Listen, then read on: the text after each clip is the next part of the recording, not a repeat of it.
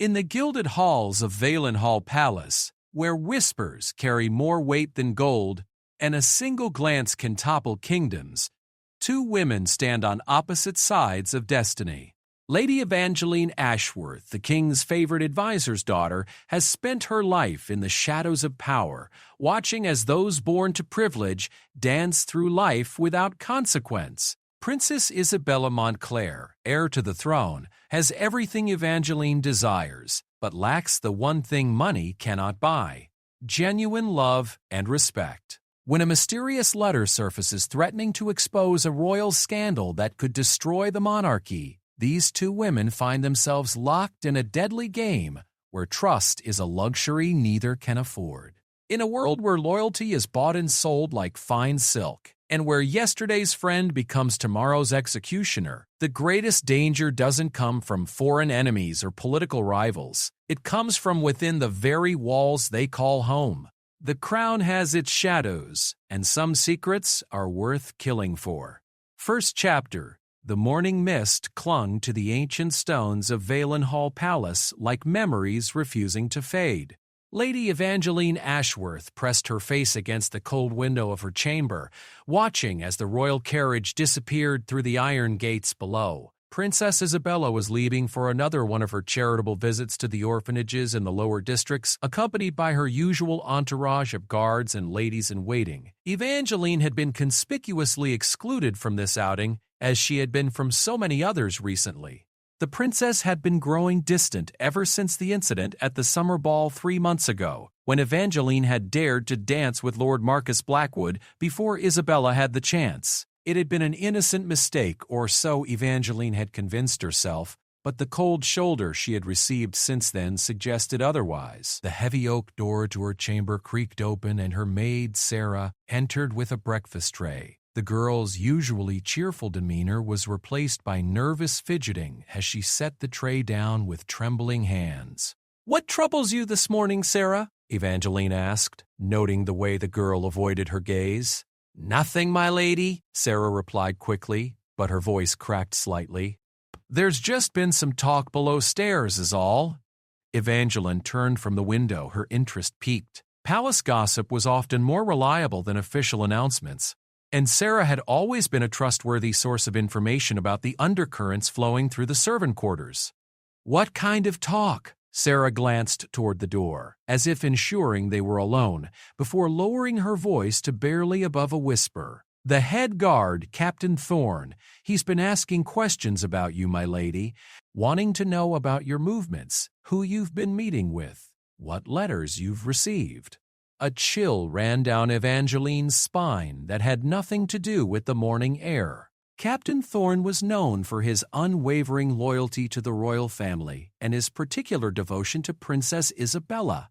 If he was investigating her, it meant someone had given him reason to be suspicious. Did he say why he was asking these questions? "No, my lady, but—" Sarah hesitated, wringing her hands nervously. "There's been talk of a letter, something that came to the palace yesterday addressed to His Majesty. The servants who handled it said it bore no seal or mark of origin, and after the king read it, he went straight to Princess Isabella's chambers. They were in conference for over 2 hours. Evangeline felt her heart begin to race. She had sent no letter to the king, had no reason to correspond with him directly. Her father, Lord Chancellor Ashworth, handled all official communications between their family and the throne. But if someone had sent a letter concerning her, it could only mean trouble. She moved to her writing desk and opened the small drawer where she kept her personal correspondence. Everything appeared to be in order, but something felt different. The papers seemed to have been shuffled slightly, not quite in the exact arrangement she had left them. Someone had been through her things. "Sarah," she said carefully, "has anyone been in my chambers while I was away yesterday?" "Not that I know of, my lady. I was with you at the library most of the afternoon, and when we returned, everything seemed normal." Sarah paused, then added, "Though I did notice that the lock on your desk drawer seemed to have some fresh scratches around it this morning when I was dusting." Evangeline's blood ran cold. Someone had picked the lock to her desk, searched through her private papers, and apparently found nothing incriminating enough to act upon immediately. But the fact that they had searched at all meant she was under suspicion for something.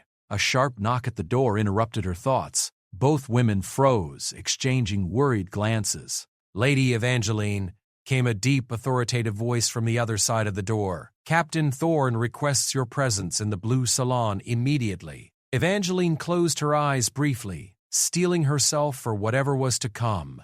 She had done nothing wrong, she reminded herself. She had been a loyal friend to Princess Isabella, despite the recent coldness between them. She had committed no crimes, broken no laws, violated no trusts. "Tell the captain I will be along presently," she replied, proud that her voice remained steady. As the footsteps retreated down the hallway, Sarah grabbed Evangeline's arm with surprising force. "My lady, there's something else. Yesterday, when you were meeting with your father in his study, I saw someone leaving your chambers. I thought it was just one of the other maids, but now I'm not so sure. Who did you see?" "Lady Beatrice Fairfax." The name hit Evangeline like a physical blow. Lady Beatrice was one of Princess Isabella's closest confidants, a woman known for her sharp tongue and sharper ambition. She had always viewed Evangeline with barely concealed contempt, considering her beneath Isabella's notice despite her father's high position in court. If Beatrice had been searching her rooms, it meant that whatever suspicion had fallen upon Evangeline had originated with someone very close to the princess herself. The question was whether Isabella knew about it or if Beatrice was acting on her own initiative. Evangeline quickly changed into her most formal day dress, a deep blue silk that complemented her dark hair and pale complexion. If she was to face accusations, she would do so looking every inch the nobleman's daughter she was. Her hands shook slightly as she fastened her mother's pearl necklace, but she forced them to be steady. "Sarah," she said as she prepared to leave, "if anything happens to me today, I want you to go immediately to my father. Tell him about the letter, about Captain Thorne's questions, about Lady Beatrice being in my chambers. Can you remember all of that?" The maid nodded solemnly, tears beginning to form in her eyes. "Yes, my lady. But surely nothing will happen. You've done nothing wrong."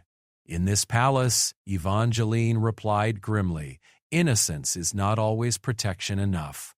The walk to the blue salon felt like a journey to the executioner's block.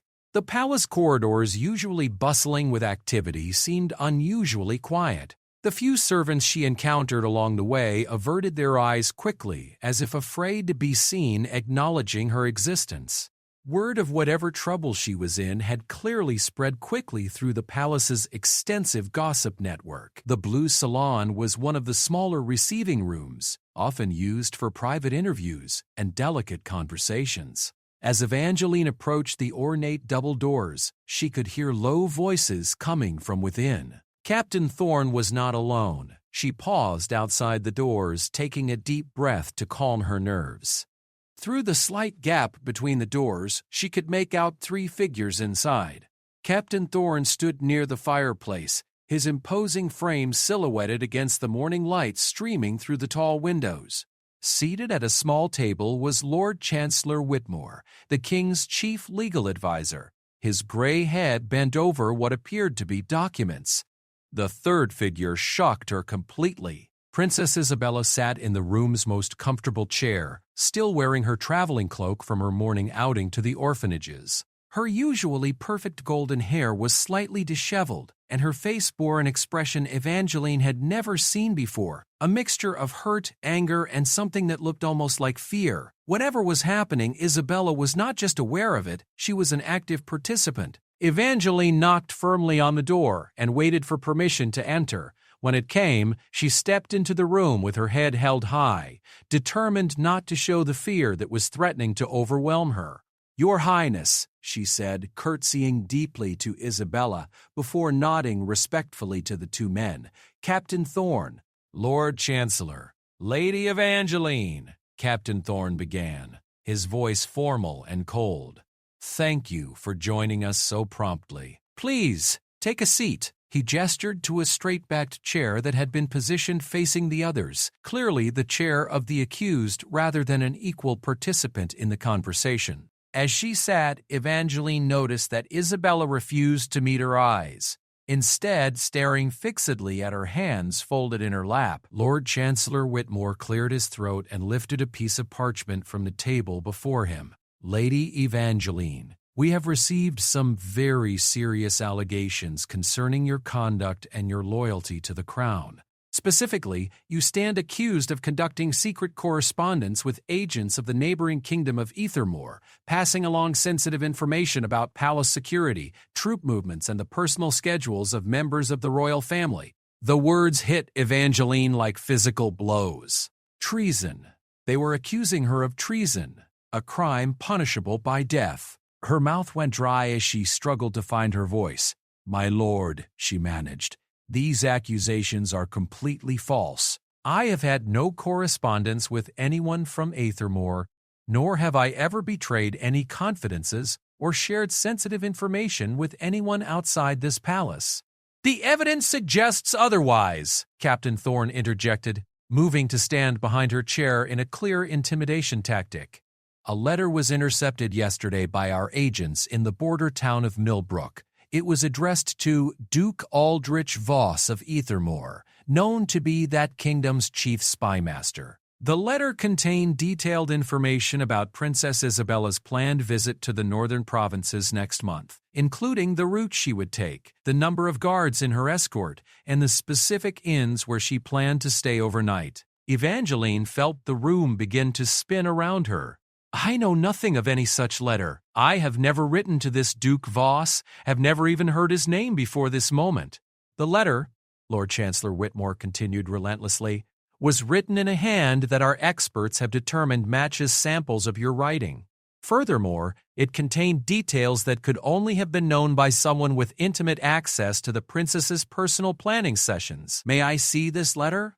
Evangeline asked, though she dreaded what she might find. Whitmore handed her the parchment, and Evangeline's heart sank as she examined it. The handwriting did indeed look remarkably similar to her own, though she knew with absolute certainty that she had not written these words. Someone had either forged her hand with remarkable skill, or they had somehow obtained samples of her writing to practice from. But it was the content of the letter that truly disturbed her. The information about Isabella's planned journey was accurate down to the smallest detail. These were specifics that had been discussed in only the most private of planning sessions, attended by Isabella, her closest advisors, and a very select few ladies-in-waiting. "Your Highness," Evangeline said, turning to address Isabella directly for the first time since entering the room, "you know me better than anyone in this palace. You know that I would never betray you, never put you in danger. We have been friends since childhood. Surely you cannot believe I am capable of this." Finally, Isabella raised her eyes to meet Evangeline's gaze. What she saw there made her heart break. Gone was the warmth and affection that had characterized their friendship for so many years. In its place was a cold hardness that Evangeline had never seen directed at her before. "Friends do not betray friends, Lady Evangeline," Isabella said quietly. "Friends do not scheme behind each other's backs or sell each other's secrets to foreign powers for gold." "But I haven't," Evangeline protested desperately. "Isabella, please. You must know this is not true. Someone is trying to frame me, to drive a wedge between us. Can't you see that?" "What I can see," Isabella replied, rising from her chair and moving to the window, "is evidence that someone very close to me, someone I trusted completely, has been planning to have me murdered by bandits on a lonely road in the northern provinces." The letter makes it quite clear that the information is being provided to facilitate an ambush. The final piece of the puzzle clicked into place in Evangeline's mind. This was not just about accusations of spying or selling secrets. Someone wanted Isabella dead, and they were using Evangeline as both the scapegoat and the unwitting accomplice. "Your Highness," she said urgently, "if someone truly is planning to harm you, then we must work together to discover who it really is. I swear to you, on my mother's grave, on my family's honor, that I am innocent of these charges. But if you condemn me for this crime, The real traitor will remain free to try again. Captain Thorne stepped forward, his hand moving to rest on the pommel of his sword. Lady Evangeline Ashworth, by order of His Majesty King Edmund, you are hereby placed under arrest for high treason against the crown. You will be confined to the Tower of Reflection, pending a full investigation and trial. The Tower of Reflection was the palace's polite name for its prison, a centuries-old structure built into the palace walls where political prisoners and nobles who had fallen from grace were held. Unlike the dungeons reserved for common criminals, the tower offered basic comforts and dignity, but it was still a prison nonetheless. As the reality of her situation settled over her, Evangeline felt a strange calm descend.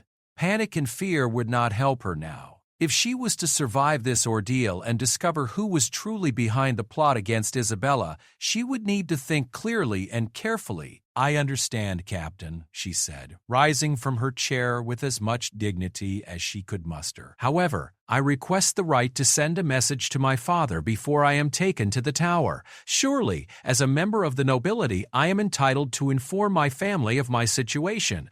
Lord Chancellor Whitmore nodded grudgingly. You have 1 hour to write a brief letter. It will be read by our agents before it is delivered, naturally. As Evangeline was escorted from the blue salon, she caught one last glimpse of Isabella standing by the window. For just a moment, she thought she saw uncertainty flicker across the princess's face, as if she too was beginning to have doubts about the accusations. But then the doors closed behind them, and Evangeline found herself being led through the palace corridors under armed guard. The walk to the Tower of Reflection took them through parts of the palace that few courtiers ever saw. The working areas where servants prepared meals, laundered clothes, and maintained the vast complex that housed the kingdom's government.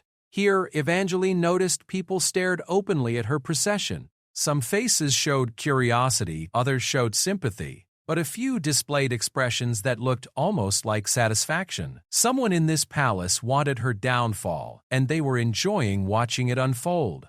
As they reached the tower, Evangeline realized that her real battle was just beginning.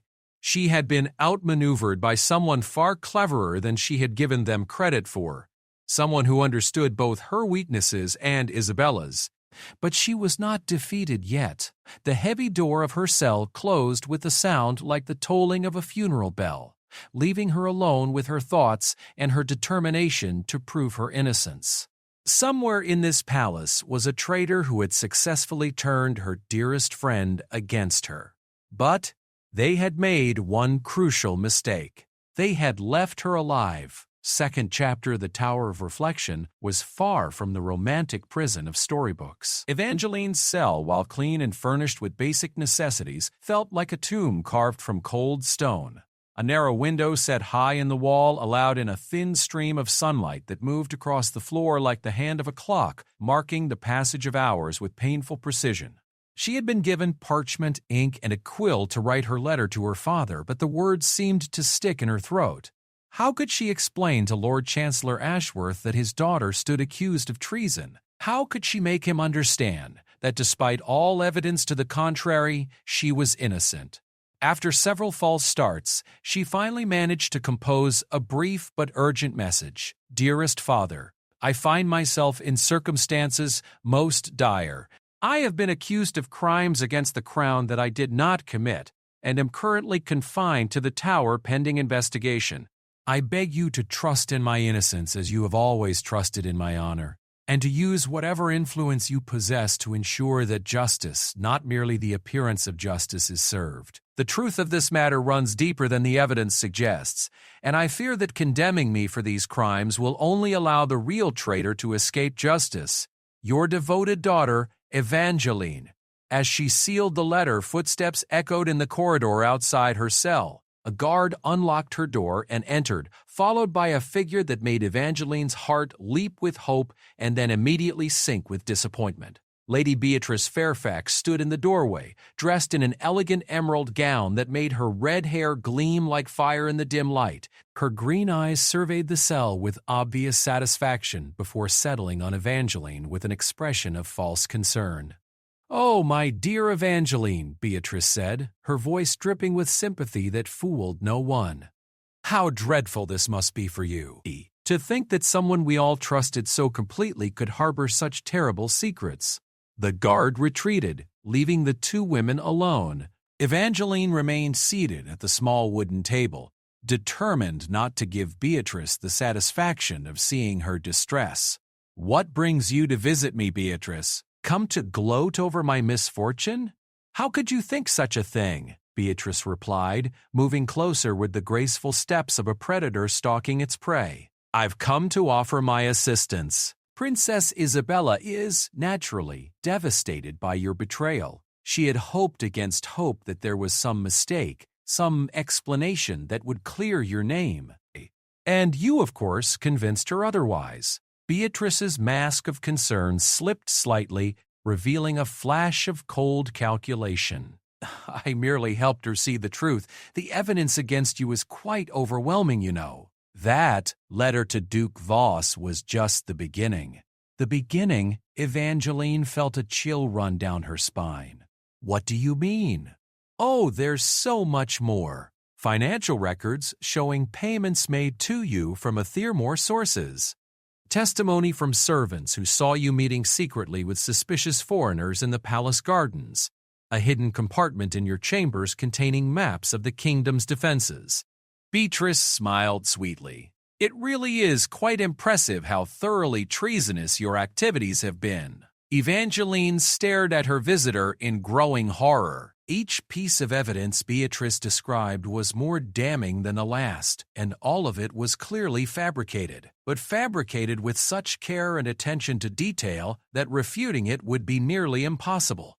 "You did this," Evangeline said quietly.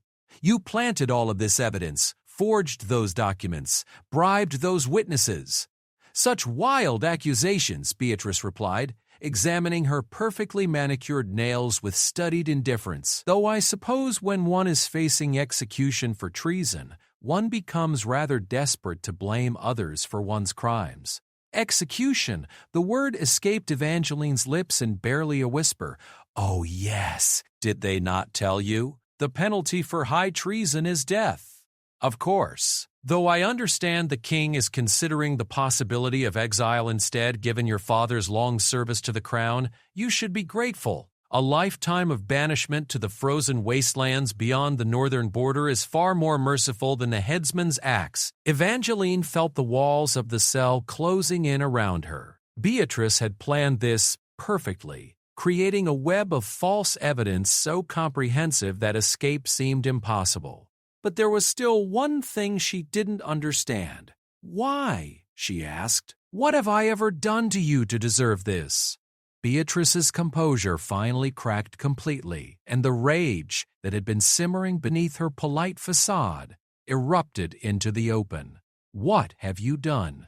You've spent your entire life taking what rightfully belonged to me. You with your perfect manners and your learned conversation and your noble bearing. Do you have any idea what it's like to watch someone else receive the recognition and respect that should be yours? I never competed with you for anything. You didn't have to compete. That was the worst part.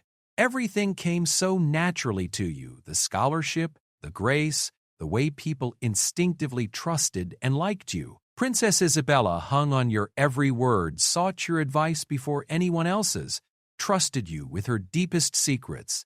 I had to fight for every scrap of attention and favor you received without effort." Evangeline began to understand the depth of resentment that had driven Beatrice to such extremes. "So you decided to destroy me.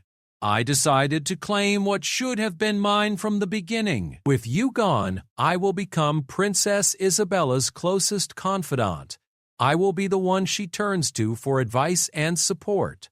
I will be the one who stands beside her when she takes the throne." Beatrice's eyes gleamed with fanatic intensity. "And unlike you, I will never betray that trust. But Isabella will be in danger. The plot to ambush her during her northern journey, that's real, isn't it? You've created a genuine threat to her life just to frame me." For a moment, uncertainty flickered across Beatrice's face. "The princess is perfectly safe. I would never allow any real harm to come to her. You may not be able to control it once you've set it in motion. Hired assassins don't always follow orders precisely, and ambitious foreign dukes have their own agendas. If something happens to Isabella because of this scheme, her blood will be on your hands. Nothing will happen to her, Beatrice snapped, but Evangeline could see the doubt creeping into her eyes. I've planned everything perfectly. No plan survives contact with reality, Beatrice. You've created a scenario where Isabella believes she's in mortal danger, where foreign agents have detailed information about her movements, where hired killers are waiting for her in the northern provinces. How can you be certain you can control all of those variables? Beatrice turned toward the cell door, clearly eager to end this conversation now that it was not proceeding as she had intended. Princess Isabella will be perfectly safe, and you will pay for your crimes. Justice will be served. Whose justice? Evangeline called after her. Yours or the kingdom's? But Beatrice was already gone, her footsteps echoing down the corridor as she fled from questions she was not prepared to answer. Alone again, Evangeline sat in the growing darkness as the sun set outside her narrow window. The magnitude of the trap that had been set for her was becoming clear, but so was its greatest weakness. Beatrice's plan depended on Isabella remaining convinced of Evangeline's guilt, but it also required that Isabella actually be kept safe during her northern journey. If Evangeline could somehow get word to the right people about the real nature of the threat, she might be able to save Isabella's life even from within the tower, and if she could do that, she might also be able to prove her own innocence. But time was running short. According to the palace gossip she had heard from Sarah, Isabella's journey was scheduled to begin in just 3 days. That gave Evangeline very little time to find a way to communicate with the outside world and convince someone to believe her warnings. As night fell completely, plunging her cell into near-total darkness, Evangeline heard new footsteps approaching. These were lighter than those of the guards, and they moved with obvious stealth. Someone was trying to reach her cell without being detected. A soft knock came at her door, followed by a whispered voice she recognized immediately. Lady Evangeline? It's Sarah. I've come to help you. Relief flooded through Evangeline as she realized that she was not as friendless as she had believed. Her loyal maid had somehow managed to reach her despite the obvious danger such an action posed. Sarah, she whispered back, how did you get past the guards? Cook needed someone to bring food to the tower prisoners, and I volunteered. The guard is distracted by a dice game in the gatehouse, but we don't have much time. Through the small window in her cell door, Evangeline could see Sarah's frightened face in the flickering light of a torch. The young woman was clearly terrified, but she had come anyway. I spoke to your father as you instructed, Sarah whispered. He's working to arrange a proper legal defense for you, but he says the evidence against you is very strong. He believes someone with considerable resources and influence has orchestrated this entire situation. He's right. It's Lady Beatrice Fairfax. She's been planning this for months, maybe longer. She's planted false evidence, bribed witnesses, and forged documents to make me appear guilty of treason. But why would she do such a thing? Jealousy. Ambition. She wants to take my place as Princess Isabella's closest friend and advisor. Evangeline gripped the bars of her cell door urgently. Sarah, listen to me carefully. The plot against Princess Isabella is real. Beatrice has arranged for assassins to attack her during her journey to the northern provinces. She thinks she can control the situation, but she's wrong. Isabella is in genuine danger.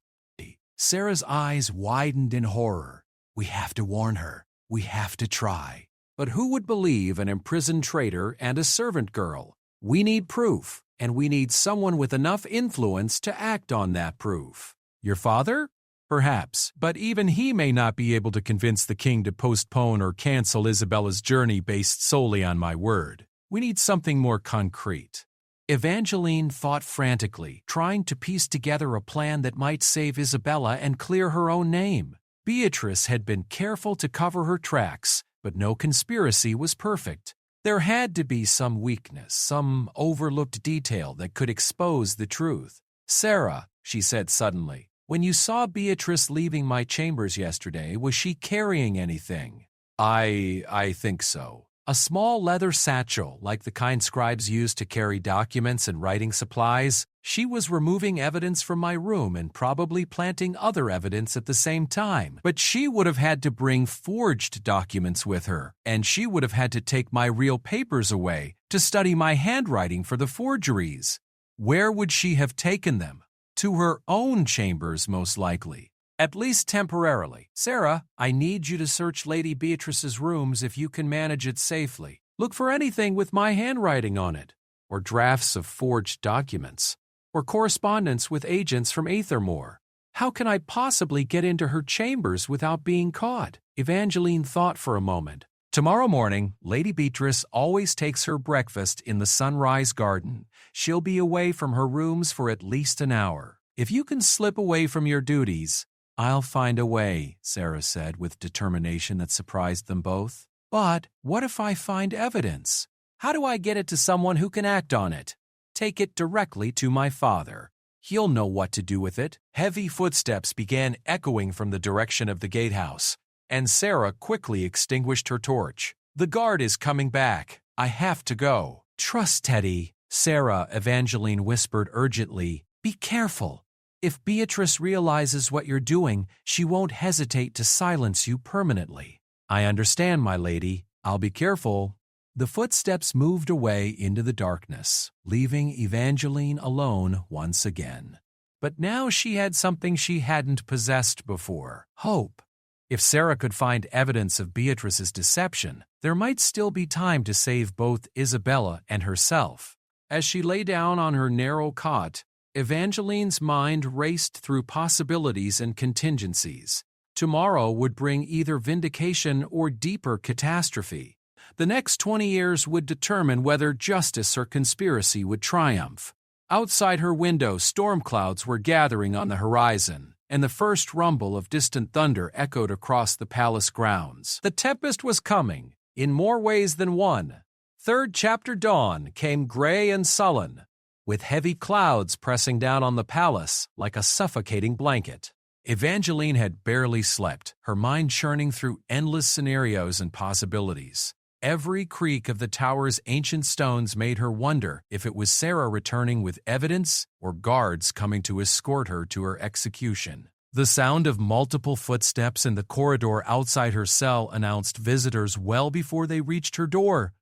When it opened, Evangeline was surprised to see not just Captain Thorne, but also Lord Chancellor Whitmore and a man she didn't recognize, a thin, sharp-featured individual in the black robes of the royal judiciary. Lady Evangeline, Lord Chancellor Whitmore announced formally, this is Justice Aldwin Blackthorne of the High Court. He has been appointed to oversee your trial, which will commence tomorrow at noon. Tomorrow! Evangeline felt her heart sink. If Sarah was going to find evidence to clear her name, it would have to be today. And even if she succeeded, would there be time to present it properly before the trial began? My lady, Justice Blackthorne said, his voice dry and precise, I am required by law to inform you of your rights in this matter. You may present a defense, call witnesses on your behalf, and examine any evidence presented against you. Do you have legal representation? My father is arranging for counsel, Your Honor, but I have not yet been able to consult with anyone. Most irregular, the justice muttered, making notes on a piece of parchment. Captain Thorne, why has the accused not been granted proper access to legal counsel? The seriousness of the charges, Your Honor, and concerns about the accused potentially communicating with co-conspirators or foreign agents. Evangeline seized the opening.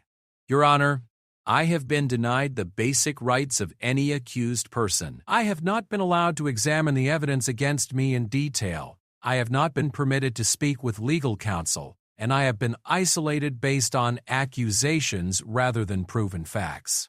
Justice Blackthorne's sharp eyes studied her with newfound interest. These are serious procedural concerns, Lady Evangeline. Captain Thorne, I want the accused transferred to more appropriate quarters immediately, with supervised access to legal counsel and all evidence that will be presented at trial. But, Your Honor, Captain Thorne protested. "The security risks will be managed appropriately. This is a treason trial, not a military execution. Even the accused of the most serious crimes have rights under our law." The justice's tone brooked no argument. "I want Lady Evangeline moved to the South Wing guest quarters within the hour, with 2 guards posted outside her door. She may receive visitors during appropriate hours, and she may examine all evidence in the presence of court officials."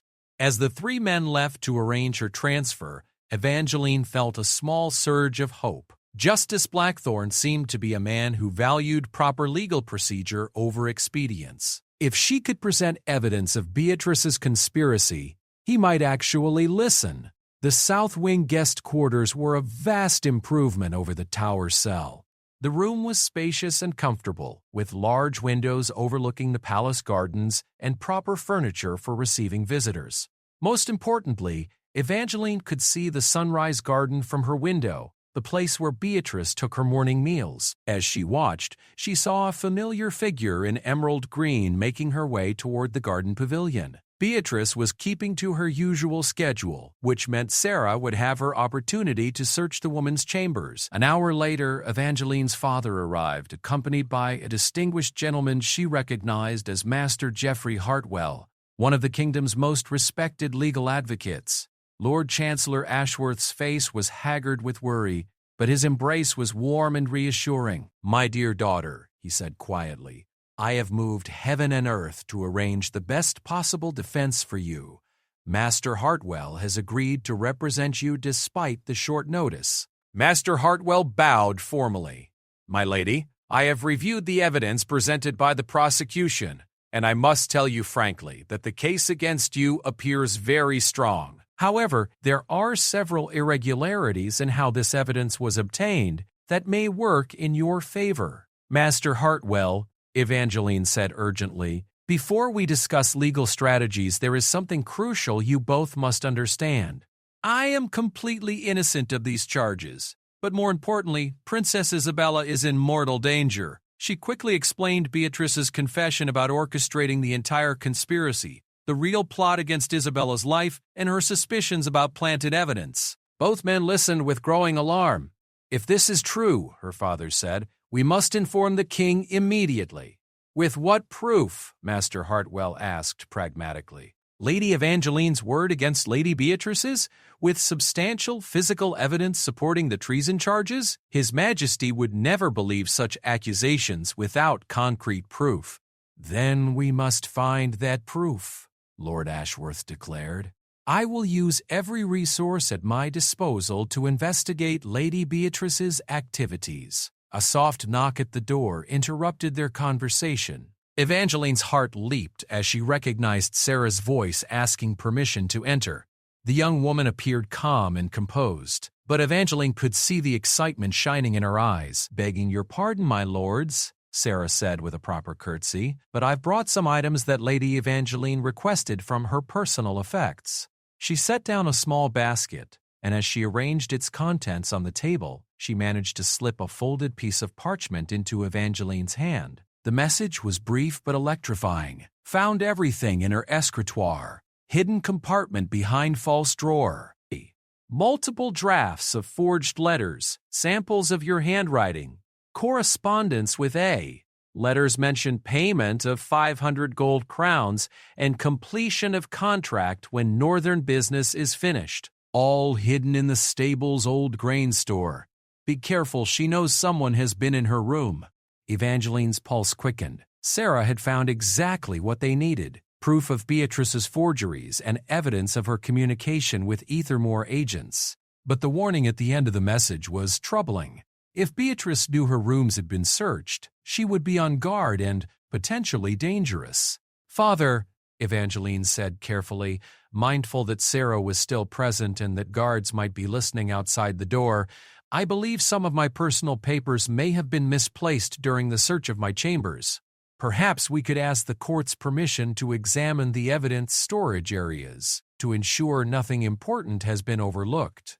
Lord Ashworth's sharp eyes caught her meaning immediately. An excellent suggestion. Master Hartwell, would such a request be within proper legal bounds? Certainly. As defense counsel, I have the right to examine all evidence and to ensure that nothing exculpatory has been overlooked. The lawyer's tone was carefully neutral, but Evangeline could see that he understood something significant was being communicated.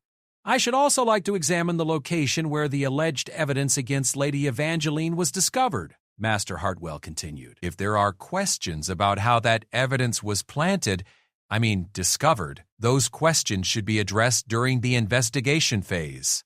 Percy curtsied again and prepared to leave, but as she reached the door, she turned back. My lady, I should mention that Lady Beatrice has been asking questions about your maid service today. She seemed particularly interested in knowing which servants had been assigned to clean the tower and the evidence storage areas. The implication was clear. Beatrice was trying to track down whoever had helped Evangeline, and whoever might have discovered her hidden evidence. Sarah was in danger. Thank you for the information, Sarah. Perhaps you should request a transfer to duties that keep you closer to the main palace for the next few days. For your own safety. After Sarah left, the three conspirators huddled together to plan their next moves. Lord Ashworth would use his authority as Lord Chancellor to gain access to the stables where the evidence was hidden. Master Hartwell would formally request a postponement of the trial to allow for a full investigation of procedural irregularities. And Evangeline would try to gather any additional information that might help them understand the full scope of Beatrice's plan. There's one other thing, Evangeline said. We need to find a way to warn Princess Isabella about the danger she faces, even if we can't yet prove the conspiracy against me. If the assassination attempt succeeds, my innocence becomes irrelevant. I'll speak with Captain Thorne, her father said. Even if he doesn't believe our accusations against Lady Beatrice, he might be willing to increase security for the princess's journey as a precautionary measure. And I, Master Hartwell added, will request an immediate audience with Justice Blackthorne to present our concerns about the princess's safety. A judge has considerable authority to order protective measures when potential threats are identified, even during ongoing legal proceedings. As the afternoon wore on, Evangeline watched from her window as activity in the palace increased dramatically. Servants scurried through the courtyards carrying messages, guards assembled in formation for briefings, and she could see several carriages arriving at the main entrance, undoubtedly officials summoned to deal with the growing crisis. Late in the day, Lord Ashworth returned with Master Hartwell, both looking grim but determined. "We found everything," her father announced without preamble. Sarah's information was completely accurate. Hidden in the old grain store were multiple drafts of letters forged in your handwriting, samples of your real correspondence that were obviously used as models, and several pieces of genuine correspondence between Lady Beatrice and agents of Duke Voss. The most damning piece, Master Hartwell added, is a letter from Beatrice to the Duke, written in her own hand, detailing exactly when and where Princess Isabella's carriage will be most vulnerable to attack. The letter makes it clear that Beatrice expects payment of 500 gold crowns once the northern business is completed successfully. So she really is planning to have Isabella killed, Evangeline said. Though she had expected this confirmation. It appears so, but there's something else. According to the correspondence, the ambush is not scheduled to take place during the journey to the northern provinces. It's planned for the return trip at a specific location where the road passes through a narrow canyon. Lady Beatrice has been feeding information to both sides, telling the princes that the danger lies ahead, while actually arranging for the attack to occur during the return journey when her guard will be relaxed. Evangeline felt sick with horror. Beatrice's plan was even more diabolical than she had imagined. By convincing Isabella that she was in danger during the outward journey, Beatrice would ensure that extra precautions were taken. Then, when those precautions proved unnecessary and the journey proceeded smoothly, Isabella would naturally relax her guard for the return trip, walking directly into the real trap. "We have to stop the journey entirely," Evangeline said. "It's the only way to ensure Isabella's safety. Justice Blackthorne has already issued an order postponing the princess's departure pending investigation of the threats against her, Master Hartwell reported. Captain Thorne was not pleased, but he had no choice but to comply with a direct order from the High Court. And Lady Beatrice? Under discreet surveillance. We can't arrest her yet without revealing that we've discovered her hidden evidence, which might compromise our ability to present it properly at your trial. But she's being watched carefully. As evening approached, Evangeline felt cautiously optimistic for the first time in days. They had evidence of Beatrice's conspiracy. They had prevented the immediate threat to Isabella's life, and they had legal representation that understood the true nature of the situation. But she also knew that Beatrice would not give up easily. A woman desperate enough to commit treason and plan murder would not hesitate to take even more drastic action if she felt cornered. The most dangerous part of their ordeal might still be ahead. As if summoned by her dark thoughts, commotion erupted in the corridor outside her room. Raised voices, running footsteps, and the sound of steel being drawn from scabbards all suggested that something had gone very wrong. Captain Thorne burst through her door without ceremony, his face flushed with anger and alarm. "Lady Evangeline," he announced grimly, "Princess Isabella has disappeared from her chambers. Her guards were found unconscious, and there are signs of a violent struggle. Lady Beatrice is nowhere to be found either." The bottom dropped out of Evangeline's world. Despite all their precautions and preparations, Beatrice had somehow managed to kidnap the princess.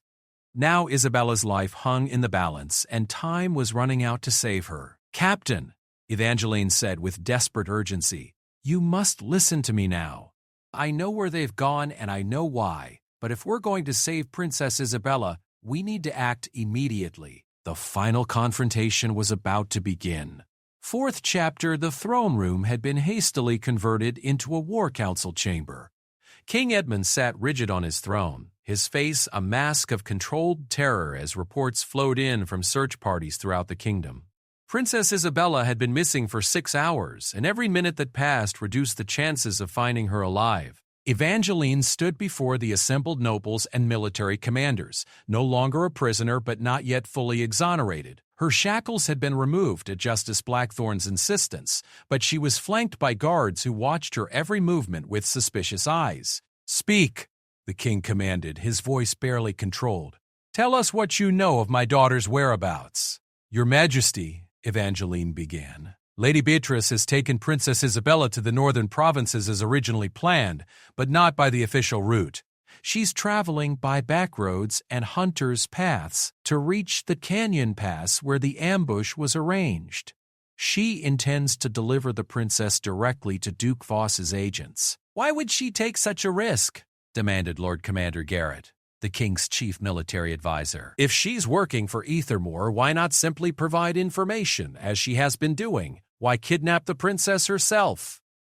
"Because the plan was falling apart," Master Hartwell interjected, stepping forward with the evidence they had gathered.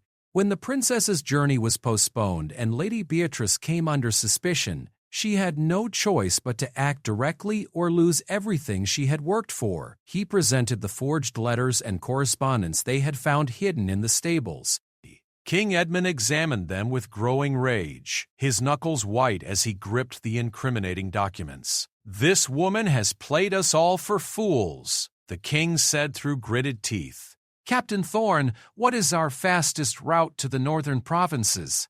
"The main road would allow us to reach the region in 2 days of hard riding, Your Majesty. But if Lady Beatrice is using hunters' paths as Lady Evangeline suggests, she could reach the canyon pass in roughly the same time despite the more difficult terrain." "Then we may already be too late," Lord Commander Garrett observed grimly.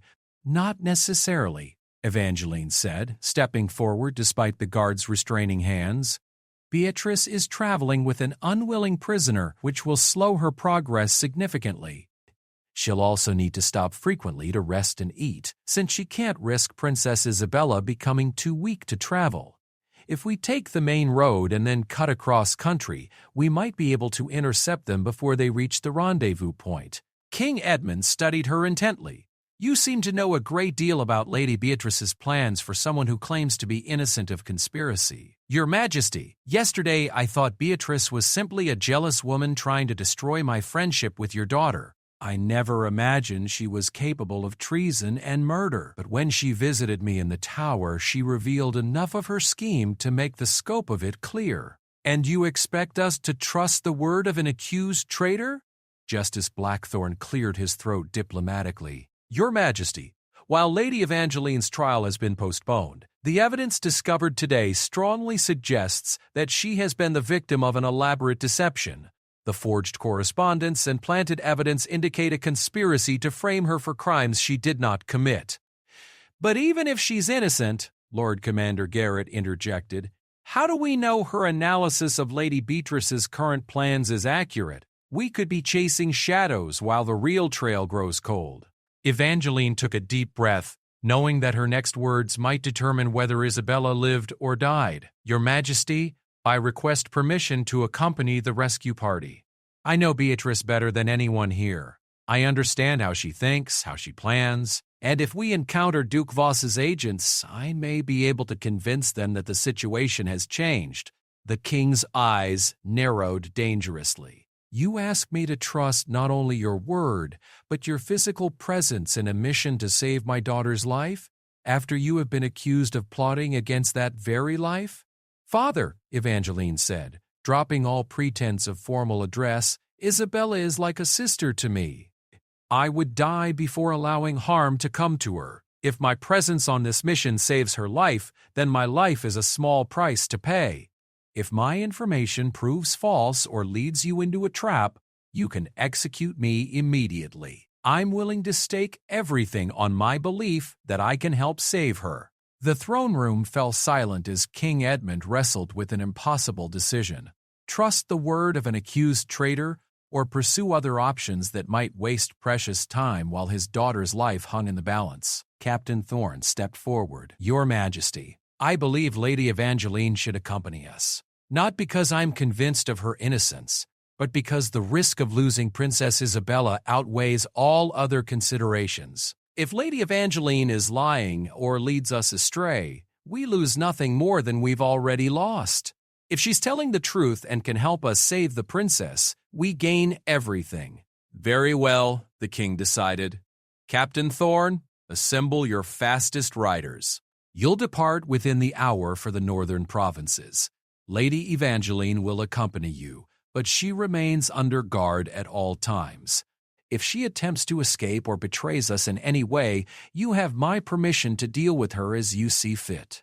As the War Council dispersed to prepare for the rescue mission, Evangeline found herself alone with her father for a few precious moments. Daughter, Lord Ashworth said quietly, are you certain about this course of action? Even if we save Isabella, there's no guarantee the king will believe in your innocence. You could be riding to your own execution. If Isabella dies because I remained safe in the palace while she was murdered, I would never forgive myself. Her life matters more than my reputation or even my survival. Then God go with you, he said, embracing her tightly, and may you bring my king's daughter home safely.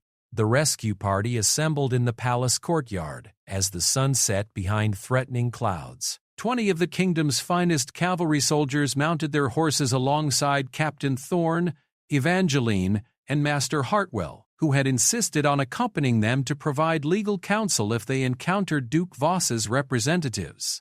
As they rode out through the palace gates, Evangeline caught sight of a familiar figure watching from an upper window. Sarah stood there, her face pale with worry, but she raised her hand in a gesture of support and encouragement. That simple gesture gave Evangeline strength for the ordeal ahead. The first night's ride took them through familiar countryside, past villages and farms where people emerged from their homes to watch the king's cavalry thunder past.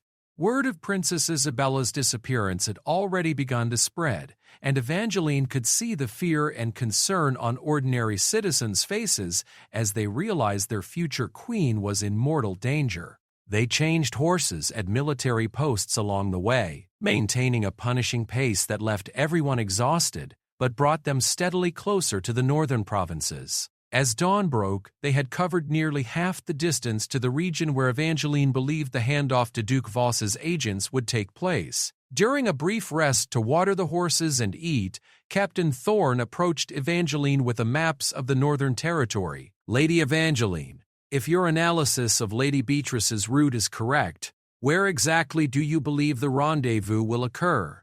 Evangeline studied the map carefully, tracing the winding path of the mountain road through the canyon pass. "Here," she said, pointing to a narrow defile between two steep mountain walls.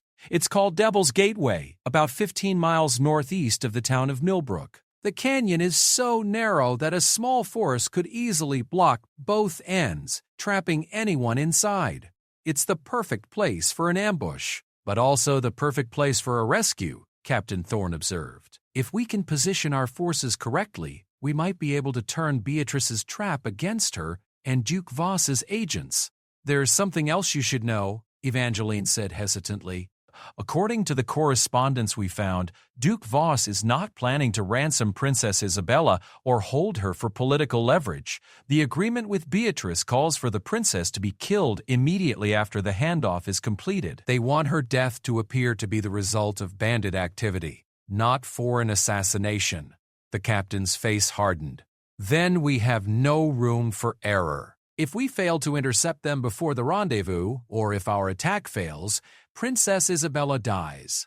As they remounted and continued their desperate ride north, storm clouds gathered overhead with ominous speed. By midday, rain was falling in heavy sheets that turned the roads to mud and reduced visibility to just a few yards. The weather would make their mission more difficult, but it might also work in their favor by concealing their approach from enemy scouts. Late in the afternoon, they reached the outskirts of Millbrook and took shelter in an abandoned inn to plan their final approach to Devil's Gateway. Local residents reported seeing a small party traveling toward the canyon earlier in the day. A woman in a hooded cloak accompanied by what appeared to be a sick or injured companion, escorted by several armed men who looked like foreign mercenaries. "That has to be them," Evangeline said with certainty. "Beatrice would have drugged Isabella to keep her docile during the journey. And hired mercenaries would be exactly the kind of assistance Duke Voss would provide."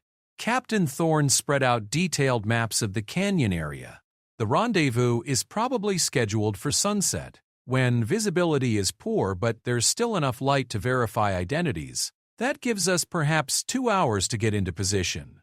"What's the plan?" Master Hartwell asked. "We divide our force," the captain explained. "Half will approach the canyon from the north, half from the south. When the exchange begins, we attack simultaneously from both directions, trapping all the conspirators between us."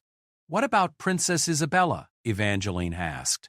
"In the confusion of battle, she could easily be killed by accident." "That's why you're here, Lady Evangeline. Your job is to reach the princess and get her to safety while we deal with her captors. You know both Isabella and Beatrice personally, so you'll be able to identify them quickly even in poor light and chaos." As they prepared to move out for the final phase of their mission, Evangeline felt a mixture of terror and determination unlike anything she had ever experienced. Everything she had worked for, everything she believed in, everything she loved, depended on the next few hours. If they succeeded in rescuing Isabella and capturing Beatrice, Evangeline's innocence would be proven and the conspiracy exposed. If they failed, both she and the princess would likely die, and the kingdom would lose its heir to the throne. The rain continued to fall as 21 riders set out through the gathering darkness toward Devil's Gateway, carrying with them the hopes of an entire kingdom and the fate of its future queen. Thunder rumbled overhead as they approached the canyon, as if the very heavens were holding their breath for the battle that was about to begin. 5th chapter Devil's Gateway lived up to its ominous name. The narrow canyon carved a jagged wound through the mountainside, its walls rising like ancient guardians on either side of a treacherous path barely wide enough for 2 horses to pass. Even in daylight, the place would have felt foreboding. In the gray twilight of the storm, with rain cascading down the rock faces and thunder echoing between the walls, it seemed like a passage to the underworld itself. Captain Thorne's plan had positioned half their force at each end of the canyon, with Evangeline and 2 guards stationed on a rocky outcropping that overlooked the central area where the exchange would likely take place. From their concealed position, they could see torchlight flickering deeper in the canyon. Someone was already there, waiting. "Remember," Captain Thorne whispered as he prepared to take his men to the southern approach, "wait for my signal before revealing yourself. We need to identify all the participants and confirm Princess Isabella's location before we act." Evangeline nodded, her heart pounding so hard she was sure everyone could hear it over the rain. Through the gathering darkness, she could make out several figures moving around a small campfire built in a sheltered alcove of the canyon wall. As her eyes adjusted to the dim light, she began to count heads and identify shapes. There was Beatrice, still wearing her traveling cloak, but now looking disheveled and exhausted from the hard journey. Near her stood 3 men who clearly weren't from the royal household, rough-looking individuals with the bearing of professional soldiers or mercenaries. And huddled against the canyon wall, barely visible in the flickering torchlight, was a smaller figure that had to be Princess Isabella. Even from a distance, Evangeline could see that Isabella was in poor condition. She sat with her head down, moving very little, clearly affected by whatever drug Beatrice had used to keep her compliant during the journey. But she was alive, and that was what mattered most. The sound of approaching horses echoed through the canyon, and Evangeline saw Beatrice straighten nervously as new torchlight appeared at the northern entrance. Duke Voss's agents had arrived for the rendezvous. 3 riders entered the canyon, their horses picking their way carefully over the treacherous footing. The lead rider was a tall, elegant man in expensive traveling clothes, undoubtedly Duke Voss himself, come to personally oversee this crucial transaction. Behind him rode 2 more professional soldiers, their hands resting casually on their weapons. As the 2 groups approached each other in the center of the canyon, Evangeline strained to hear their conversation over the sound of wind and rain. "Lady Beatrice," Duke Voss called out in accented English as he dismounted, "I confess myself surprised to see you here in person. This was not part of our arrangement." "Circumstances changed," Beatrice replied, her voice tense with stress and fatigue. "The plot to frame Lady Evangeline was discovered, and the princess's journey was postponed. Teddy, I had no choice but to act directly. How unfortunate and how inconvenient. My original plan called for the princess to die in what appeared to be a bandit attack during her return journey. Now we must improvise a different scenario entirely." Duke Voss approached the huddled figure of Princess Isabella, studying her with the cold assessment of a merchant examining livestock. "She appears to be in reasonable condition, despite her ordeal." "Good! It would be a shame to damage such valuable property before the final transaction." Evangeline felt rage boiling up inside her chest. These monsters were discussing Isabella's murder with the same casual tone they might use to debate the weather. She gripped her sword hilt, fighting the urge to charge down into the canyon immediately, regardless of the tactical situation. "About my payment," Beatrice said, clearly eager to complete the business and escape. "We agreed on 500 gold crowns plus safe passage to your territories." "Indeed we did. However, the change in circumstances has created additional complications and expenses. I'm afraid I can only offer 300 crowns at this time." "That wasn't our agreement! Our agreement assumed you would provide information allowing us to stage a convincing ambush. Instead, you have delivered the princess directly to me, which creates additional risks and requires additional planning. Surely you can understand the need for economic adjustment." Evangeline could see Beatrice's agitation, even from her distant perch. The woman had betrayed everything and everyone she had ever known, only to be cheated by her new allies at the moment of completion. There was a certain poetic justice in it, though Evangeline took no satisfaction in watching anyone's dreams crumble. "I have upheld my part of the bargain," Beatrice said, her voice rising dangerously. "I demand the full payment we agreed upon." "You are hardly in a position to make demands," Duke Voss replied coldly. "You are a traitor to your own kingdom, wanted for treason and kidnapping. Where exactly do you propose to go if I withdraw my protection? How long do you think you would survive on your own?" The conversation was interrupted by a new complication. One of Duke Voss's scouts came riding hard from the northern entrance of the canyon, his horse's hooves striking sparks from the rocky ground. "Your Grace," the scout called out urgently, "riders approaching from the south. At least 10 men, possibly more. They're moving fast and trying to stay hidden. But I spotted their torches through the trees." Evangeline's heart sank. Captain Thorne's plan had depended on surprise, but somehow they had been detected. Now the enemy would be ready for them, and the chances of rescuing Isabella without bloodshed had dropped dramatically. Duke Voss reacted quickly, barking orders to his men in their native language. 2 of the soldiers moved to defensive positions while the third began preparing Isabella for transport. Beatrice looked around frantically, clearly realizing that her situation had gone from bad to hopeless. "Lady Beatrice," Duke Voss said with icy calm, "it appears your former compatriots have tracked us down more quickly than anticipated. No matter. We shall simply expedite our business here." He drew an ornate dagger from his belt and moved toward Princess Isabella with clear intent. Evangeline realized with horror that he planned to kill the princess immediately, rather than risk losing his prize to the rescue party. There was no time to wait for Captain Thorne's signal, no time for coordinated tactics or careful strategy. If Isabella was going to live through the next 60 seconds, someone had to act immediately. Evangeline burst from her concealed position, drawing her sword as she half ran, half slid down the rocky slope toward the canyon floor. Her sudden appearance caused confusion among both groups of conspirators, who hadn't expected anyone to approach from above. "Stop," she shouted, putting every ounce of authority she possessed into her voice. "I am Lady Evangeline Ashworth, and I demand safe passage for Princess Isabella under the ancient laws of parley."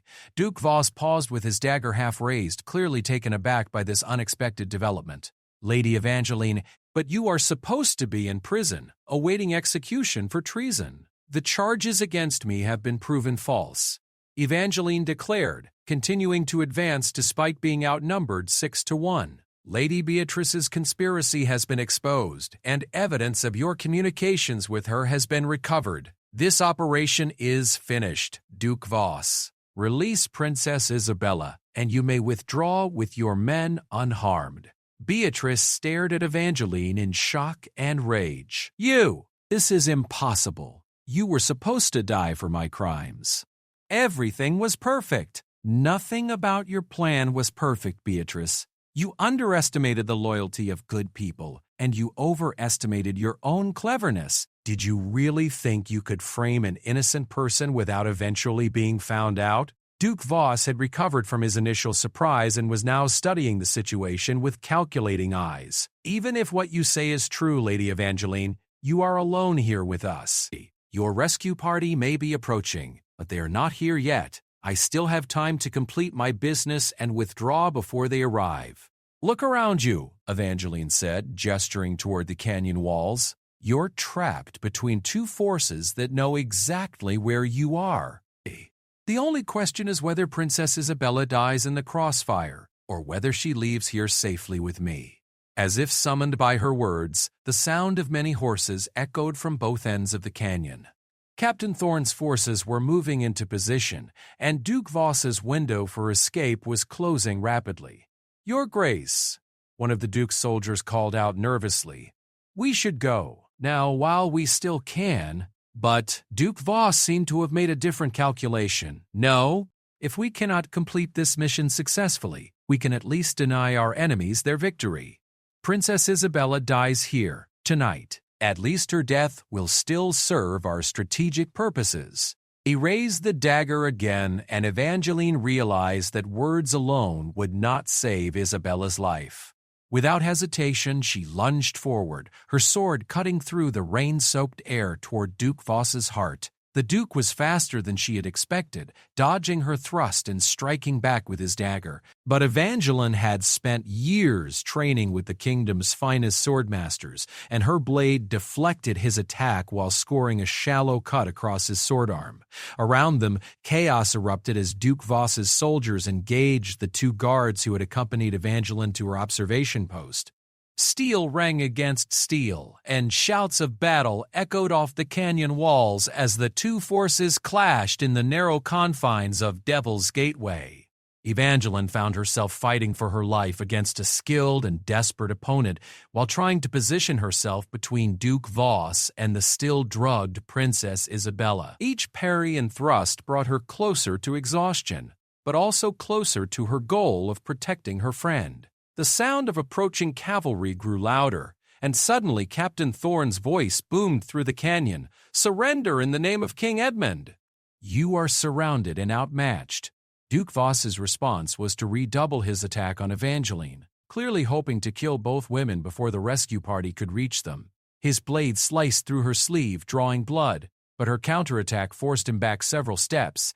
"Beatrice!" Evangeline called out while maintaining her defensive position. "Help me! Whatever you've done, whatever your reasons, surely you don't want Isabella to die." But Beatrice had drawn a small knife of her own and was approaching Princess Isabella from the other side. "She has to die," Beatrice said, her voice filled with desperate madness. "If she lives, everything I've sacrificed will be for nothing. I'll be executed as a traitor, and she'll still have everything that should have been mine." "You're wrong," Evangeline said, dodging another thrust from Duke Voss while keeping one eye on Beatrice's approach to Isabella. "If you help save her now, if you turn against Duke Voss and help us end this conspiracy, the king might show mercy. There's still time to choose the right side." "The right side?" Beatrice laughed bitterly. "The right side for whom? I've given my entire life to serving people who barely acknowledged my existence. I've watched inferior minds receive praise and promotion, while my own contributions were ignored or dismissed. The right side has never been right for me." Duke Voss sensed the distraction caused by Beatrice's words and pressed his attack more aggressively. His blade found its mark, cutting deep into Evangeline's shoulder and causing her sword arm to weaken. But as he raised his weapon for what he clearly intended to be the killing blow, an arrow sprouted from his chest. Captain Thorne's archers had finally found clear shots from their positions on the canyon rim. Duke Voss staggered backward, clutching at the arrow shaft, his face registering shock and disbelief that his carefully planned operation had fallen apart so completely. But the immediate danger wasn't over. Beatrice still stood over Princess Isabella with her knife raised, and the madness in her eyes suggested that she had passed beyond the point where reason or mercy could reach her. "Beatrice," Evangeline said, holding her wounded arm against her side while raising her sword with her offhand. "Look at what this has cost you. Look at what you've become. Is your jealousy really worth Isabella's life? Is it worth your soul?" "My soul was lost long ago," Beatrice replied. "But at least I won't die knowing that she got to live the life that should have been mine." She raised the knife, and Evangeline knew that even wounded she could not reach Beatrice in time to prevent the strike. But Princess Isabella, despite the drugs in her system, had been listening to the entire confrontation. As Beatrice's knife descended, Isabella rolled to one side with surprising speed, and the blade struck empty ground instead of flesh. The moment of surprise was enough for Evangeline to close the distance between them. Her sword, guided more by desperation than skill, caught Beatrice across the wrist, sending the knife spinning into the darkness. Beatrice cried out in pain and rage, clutching her injured hand to her chest. "It's over, Beatrice," Evangeline said, her voice heavy with exhaustion and sadness. "It's finally over." Captain Thorne and his soldiers swept into the central area of the canyon, rounding up the surviving conspirators and securing the scene. Duke Voss, though wounded, was still alive and would face justice for his crimes. His soldiers, finding themselves outnumbered and outmaneuvered, surrendered without further resistance. Evangeline knelt beside Princess Isabella, helping her sit up despite her own injuries. Isabella's eyes were clearing as the drugs wore off, and recognition gradually dawned in her expression. "Evangeline," Isabella whispered, "you came for me?" "Even after everything, even after I believed those terrible accusations against you, you still came to save me. You're my dearest friend, Isabella. I would never abandon you, no matter what lies others might tell about me. I'm so sorry, Isabella said, tears mixing with the rain on her face. I should have trusted you. I should have known you would never betray me. You were deceived by someone very clever and very determined, Evangeline replied, helping Isabella to her feet as Captain Thorne approached. But that's behind us now.